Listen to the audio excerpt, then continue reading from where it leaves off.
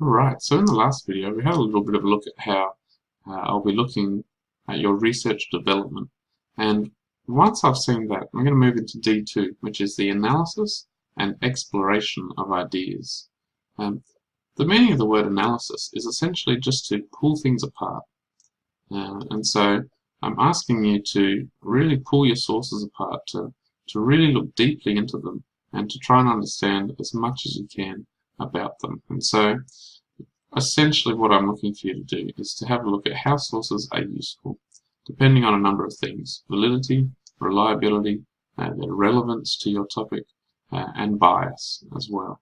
And so all of those things are key components of what I've been asking you to do in your source analysis so far, and that's where I'm going to be able to see whether you're actually finding the answers that you need to answer your sub-questions. So I'm really looking to see just how detailed your pulling apart of the source is, and just how well you're being able to find the information that you need to answer your particular sub-questions.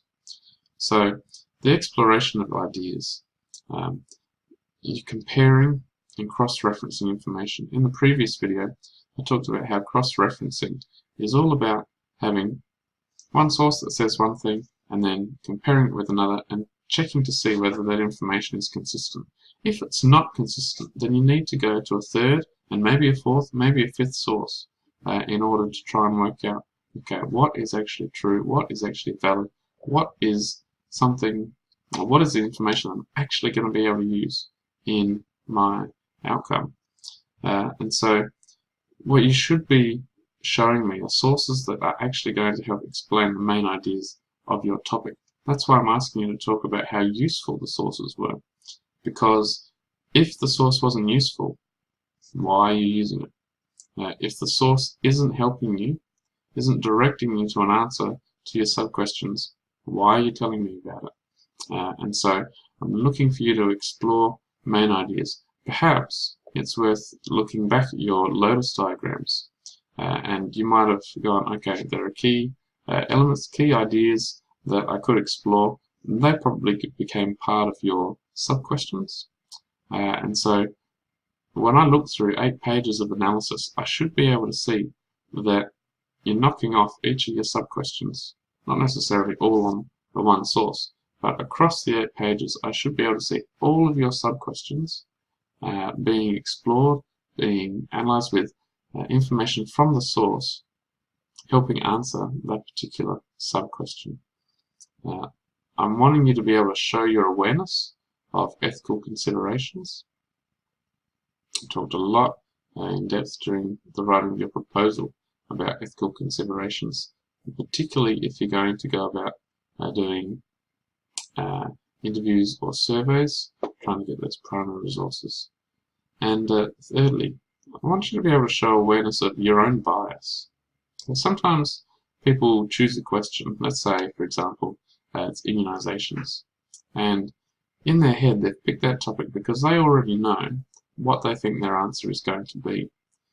Some people might pick the topic about, well, normally it's medically themed questions. It might be medicinal marijuana, for example. And people make the choice to do this topic because they already have this preconceived idea about what they think should be allowed or what should be legal. And sometimes that bias isn't helpful.